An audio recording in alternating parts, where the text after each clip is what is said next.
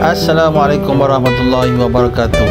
Okey guys, kali ni kita nak bawa korang pergi ke site baru kita di Jalan Jati, Bandar Putra Kulai. Alhamdulillah, untuk kerja renovation kali ni, tim MS Sahabat diberi kepercayaan oleh tuan rumah untuk buat ubah suai kawasan hadapan rumah dia. So kalau korang tengok dalam video ni, tangga ni nanti kita akan tukar pada tangga batu, dan bahagian dinding depan ni kita akan pecahkan dan kita akan luaskan kawasan ruang tamu rumah dia sampai ke bahagian depan ni. So bagi korang yang tengah rancang-rancang ataupun planning untuk buat renovation bahagian depan rumah ataupun nak luaskan kawasan ruang tamu rumah korang, korang kena tengok segala progres kerja renovation kami buat di Jalan Jati ni. Untuk kerja-kerja di Jalan Jati ni, kita bukan sahaja buat ubah suai kawasan depan rumah, bahkan kita akan buat ubah suai bahagian atas rumah, di mana kita akan tambah satu bilik dan juga adjust tandas sedia ada.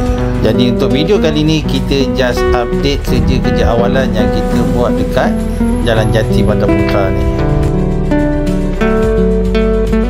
Okey guys, sampai di sini dulu untuk video kali ni.